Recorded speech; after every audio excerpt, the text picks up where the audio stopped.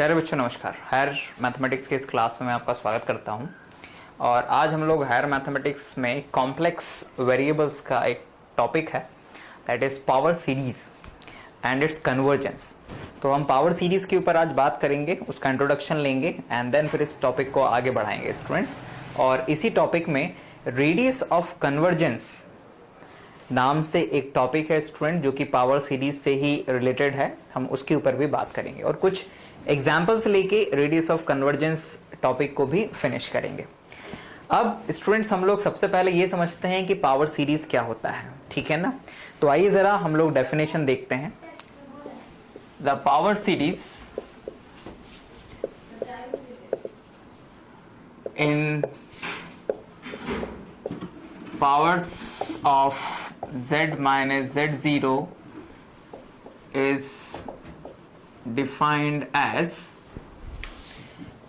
summation n is equals to 0 to infinite a n z minus z0 raised to the power n, or a naught plus z minus z0 a1 z minus z0 whole square a2 plus z minus z0 raised to the power 3 a3 and plus z minus z n a n and plus so on. So that series students where a naught a1 a2 dot dot an are constants or complex numbers or coefficient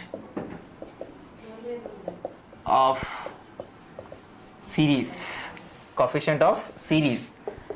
and z0 is called center of power series, centre of power series. तो students इस तरह से अगर कोई भी series है हमारे पास में जहां पर जो ये z है, z is a complex number and z0 is a any fixed complex number, may be it is constant और sorry may be it is a real number और may be it is complex number also. तो अगर इस तरह से कोई series हम लोग बनाते हैं स्टूडेंट, तो that type of series is called power series of complex numbers students, ठीक है ना, जिसमें वेरिएबल z है, कुछ कांस्टेंट्स हैं, ये a1 a2 a3 constants students complex number भी हो सकते हैं और रियल नंबर्स भी हो सकते हैं। तो इस तरह की कोई भी जो सीरीज होती है स्टूडेंट्स उसे हम लोग कहते हैं पावर सीरीज, ठीक। अब इस पावर सीरीज में स्टूडेंट्स ये जो z0 होता है, जिसमें ये z माइनस z0 की जो पावर्स के रूप में आगे बढ़ रहा है स्टूडेंट सीरीज, तो उसमें ये जो z0 है, that z0 is called the centre of the power series.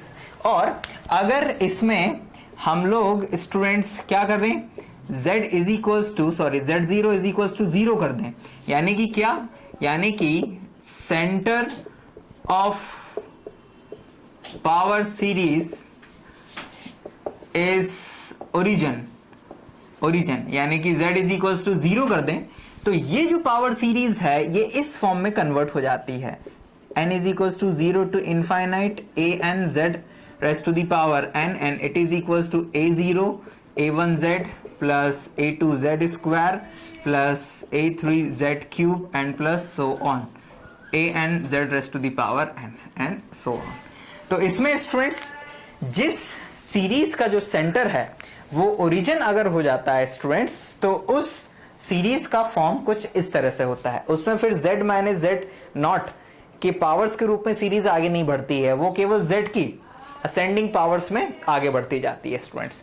तो ये भी एक स्पेशल फॉर्म है स्टूडेंट्स पावर सीरीज का, जिसमें कि जो सीरीज होती है उसका जो सेंटर होता है वो ओरिजिन होता है, ठीक।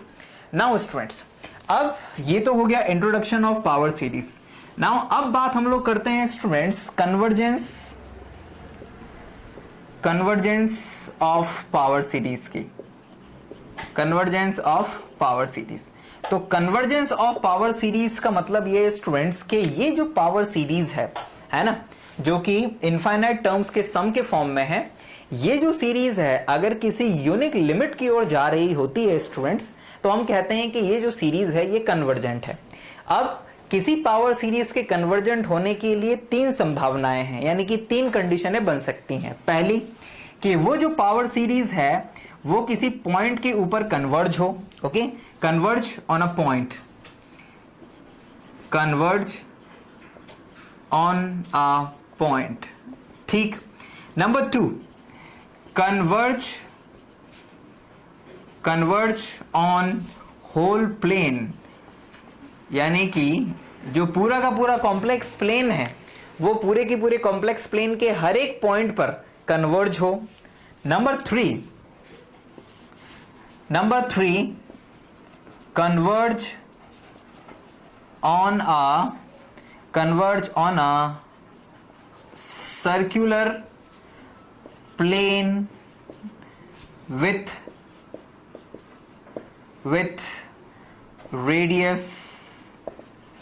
with radius r, that is this one students. यानी कि अगर जो पावर सीरीज है वो किसी सर्कुलर प्लेन के ऊपर कन्वर्ज कर रही है जिसका कि रेडियस r है, तो उस केस में स्टूडेंट्स ये जो सर्कुलर प्लेन है जिसकी की रेडियस r है और जो पावर सीरीज है वो इस सर्कुलर प्लेन के किसी पर्टिकुलर पॉइंट पर कन्वर्ज कर रही है, तो ये जो रेडियस होती है सर्कुलर प्लेन की स्टूडेंट्स, इस रेडियस को हम लोग कहते हैं रेडियस ऑफ कन्वर्जेंस, ठीक। That is called the radius of convergence students. Basically radius of convergence एक ऐसा जिसे कहें कि सर्कल या सर्कुलर प्लेन होता है छोटी सी रेडियस के साथ में, जहां पर r वो रेडियस होती है, उस सर्कल के किसी फिक्स्ड पॉइंट पर जो हमारी पावर सीरीज है वो कन्वर्ज करती है, यानी कि उस सीरीज का के सारे टर्म्स का जो सम है उस रेडियस के बाहर नहीं जाएगा, ठीक है ना। यानी कि हम उस सीरीज के कितने भी टर्म्स ले लें, the sum of that series is always remain in that lies inside the circular plane, ठीक है ना। और सारे टर्म्स का अगर सम ले लेंगे स्टूडेंट्स तो वो उस सर्कुलर प्लेन के किसी ना किसी पॉइंट पर ही कन्वर्ज करेगी, या उस मतलब सारी सीरीज का जो सम है, टर्म्स का जो सम है वो एक सर्कुलर प्लेन के अंदर ही कहीं ना कहीं आएगा। तो ये रेडियस ऑफ कन्वर्जेंस का कंसेप्ट हो गया। अब ये तो केवल कंसेप्ट हुआ, लेकिन अगर कोई पावर सीरीज हमें गिवन हो और उस पावर सीरीज का हमें रेडियस ऑफ कन्वर्जेंस फाइंड करना पड़े, तो हमारे पास में क्या मैथमेटिकल टूल है जिसकी मदद से हम ये काम कर सकते हैं। तो आइए जरा इसके ऊपर अब बात करते हैं स्टूडेंट्स। तो हमारे पास में एक जनरल फॉर्म पावर सीरीज का ये है स्टूडेंट, जिसमें z की असेंडिंग पावर्स हैं। अक्सर हमें जो न्यूमेरिकल क्वेश्चन मिलेंगे वो इस फॉर्म में मिलेंगे स्टूडेंट्स, ठीक है ना। तो हम इसी को लेकर ही आगे बढ़ेंगे अब और रेडियस ऑफ कन्वर्जेंस के ऊपर बात करेंगे। आइए देखें। नाउ स्टूडेंट्स, अब आइए हम लोग सबसे पहले डेफिनेशन देखते हैं रेडियस ऑफ कन्वर्जेंस की, यानी कि वो फॉर्मूले देखते हैं जिनकी मदद से हम रेडियस ऑफ कन्वर्जेंस फाइंड करते हैं किसी भी पावर सीरीज के लिए, और फिर कुछ न्यूमेरिकल क्वेश्चन की मदद से इस टॉपिक को फिनिश करते हैं। तो स्टूडेंट्स, सबसे पहले definition, consider the power series. हम एक पावर सीरीज लेते हैं students, summation n is equals to 0 to infinite a n z raised to the power n. The radius of convergence, the radius of convergence r of power series is defined by, और ये जो define या definition जो है या जो formula है वो बेसिकली एक थ्योरम होती है बच्चों, कॉशीज थ्योरम ऑन लिमिट्स। उस थ्योरम की मदद से ये फॉर्मूले आते हैं। And the radius of convergence of the power series is given by, दो फॉर्मूले हैं students. Number one, 1/r is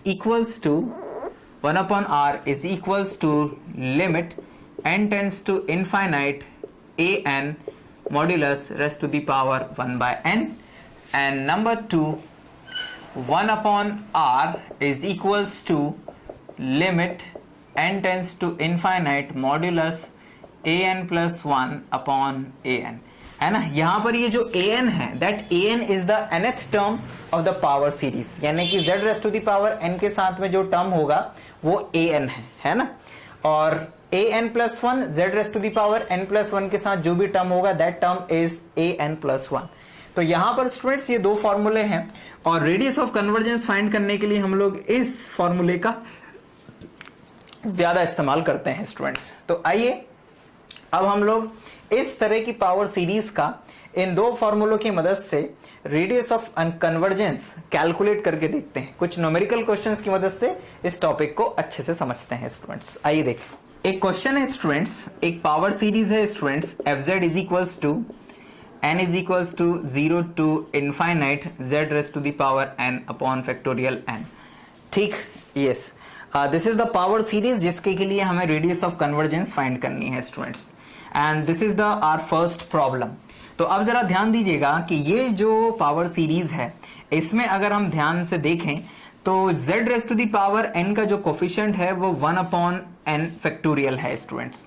तो यहां पर इस पावर सीरीज में हेयर अगर आप इसको खोल के भी देखेंगे स्टूडेंट्स तो ये इस तरह से चलेगा, कैसे, इट्स 1 अपॉन फैक्टोरियल 0 यानी कि 1 यानी 1 plus 1 upon factorial 1 z plus 1 upon factorial 2 z square and plus 1 upon factorial n zn।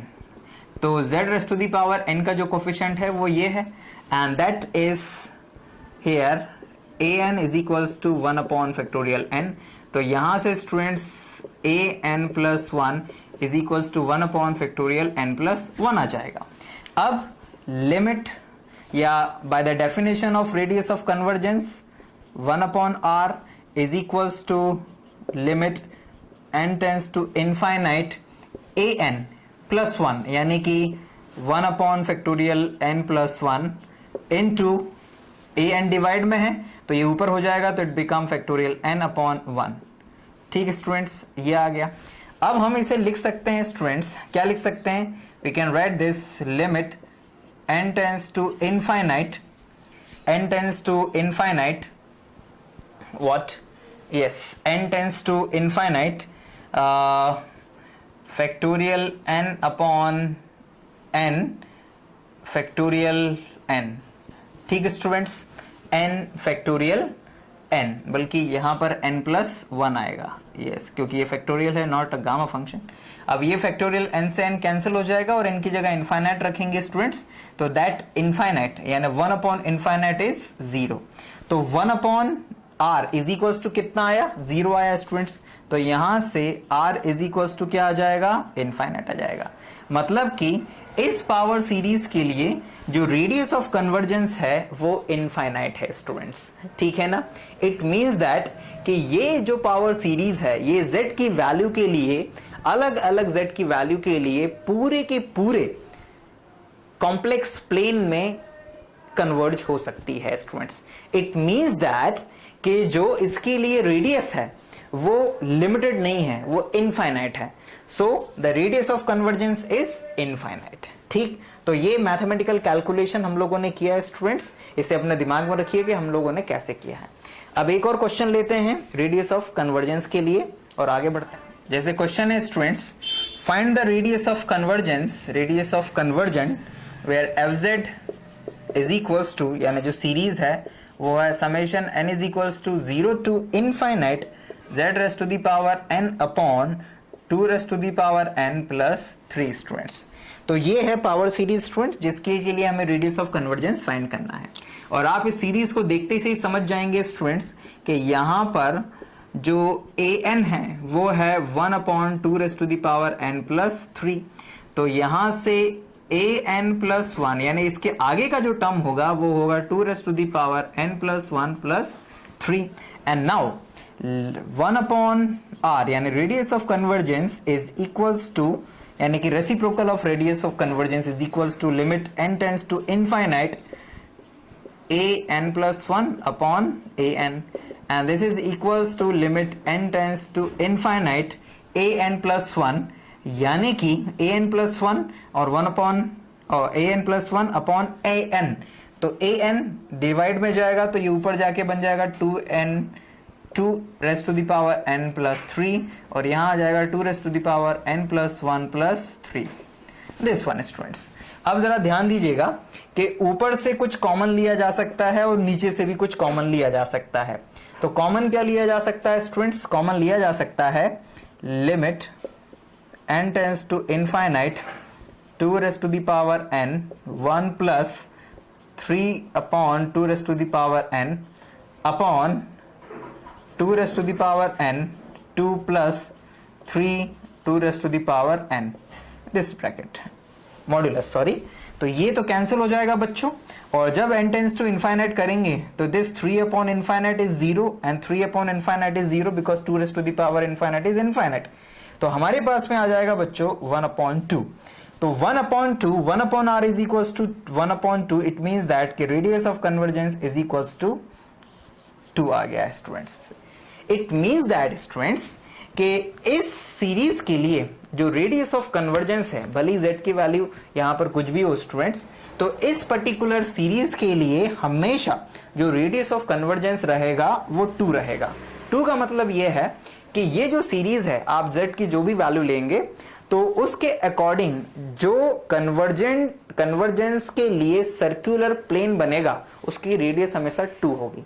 यानी कि z की उस पर्टिकुलर वैल्यू के लिए उसके आसपास 2 रेडियस का जो सर्कुलर प्लेन है उसी में ही पूरी सीरीज कन्वर्ज हो जाएगी.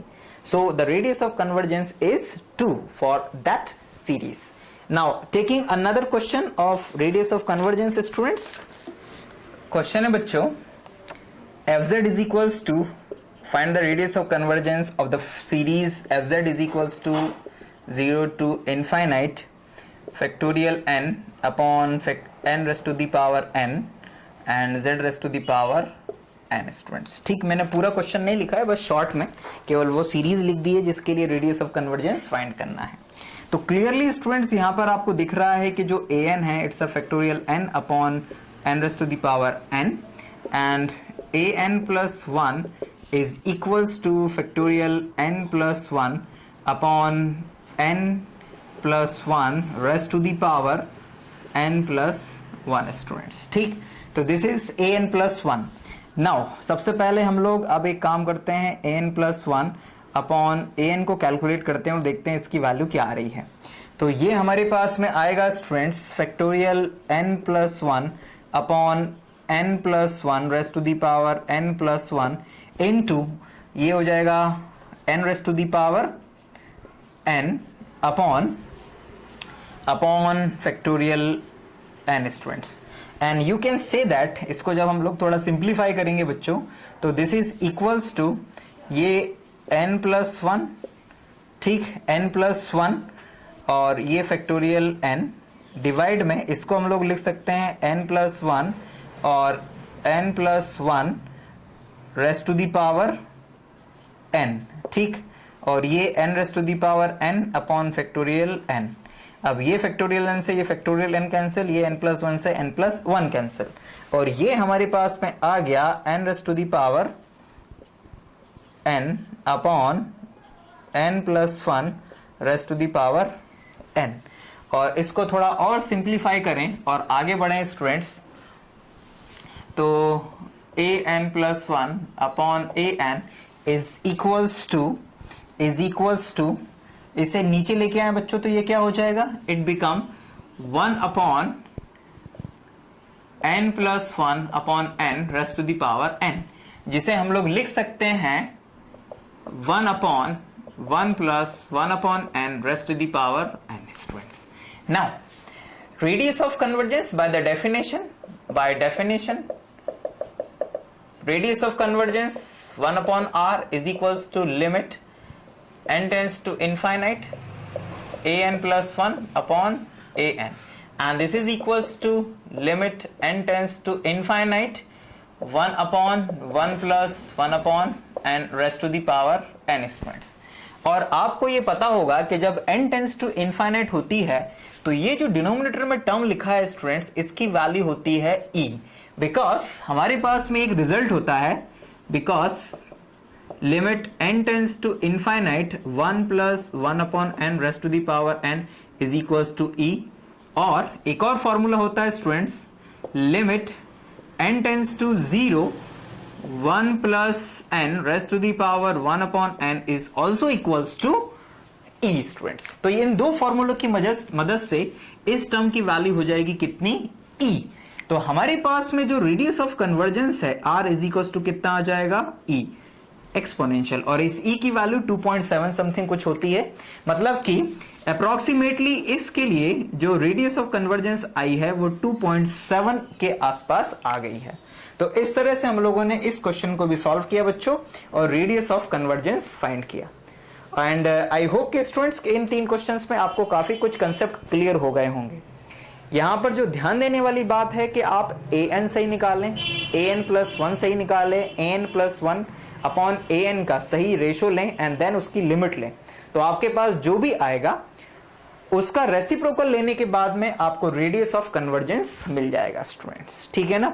अब मैं एक लास्ट क्वेश्चन के साथ में इस टॉपिक को फिनिश करूंगा और शॉर्ट में आपको बताऊंगा कि अगर आपके पास कोई ऐसा क्वेश्चन आया जिसमें रेडियस ऑफ कन्वर्जेंस आपको फाइंड करनी पड़े, and such type of question, ऐसा है वो question students, limit not limit summation n is equals to 0 to infinite, yes it's a 5 plus 12i raised to the power n and z raised to the power n students. और इसके लिए बच्चों हमें radius of convergence find करनी है। तो ये एक ऐसा क्वेश्चन है जिसमें जो an है वो एक कॉम्प्लेक्स नंबर है स्टूडेंट्स, ठीक है ना। तो अब आगे बढ़े स्टूडेंट्स, तो आपको दिख रहा होगा कि यहाँ पर an इज इक्वल्स टू है 5 प्लस 12i और raised to the power n, और जो an प्लस 1 है वो 5 plus 12i raised to the power n plus 1 students.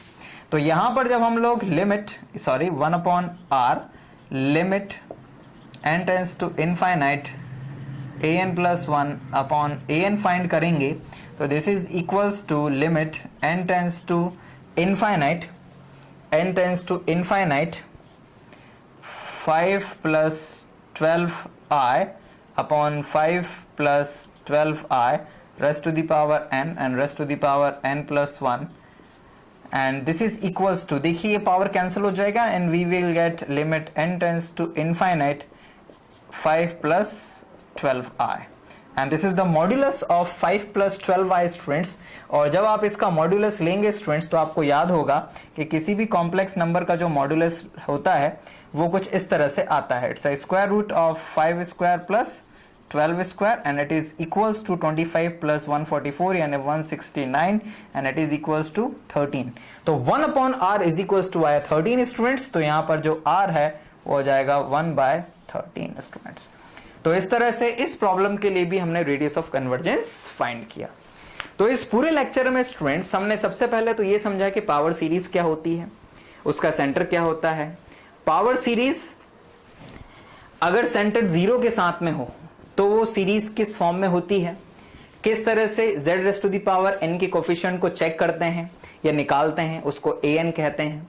फिर हमने कॉशीस थ्योरम ऑन लिमिट्स की मदद से रेडियस ऑफ कन्वर्जेंस r के लिए फॉर्मूले देखे, और फिर उन्हीं फॉर्मूलों की मदद से स्टूडेंट्स 2 फॉर्मूले थे जिसमें से इस फॉर्मूले का यूज करते हुए हमने सारे न्यूमेरिकल क्वेश्चंस सॉल्व किए स्टूडेंट्स। अब आप अपनी बुक की मदद से ज्यादा न्यूमेरिकल क्वेश्चंस देखिएगा और रेडियस ऑफ कन्वर्जेंस के प्रॉब्लम को सॉल्व करने का प्रयास कीजिएगा स्टूडेंट्स। ये आसान टॉपिक है और ये कॉम्पिटिशन एग्जाम में भी अक्सर पूछा जाता है। तो आई होप स्टूडेंट्स के इस टॉपिक को आप लोगों ने समझा होगा। फिर भी अगर कोई डाउट या क्वेरी आती है तो आप जरूर हमसे पूछें। हम जल्दी नेक्स्ट वीडियो में फिर आपके सामने होंगे। Thank you very much for watching this video.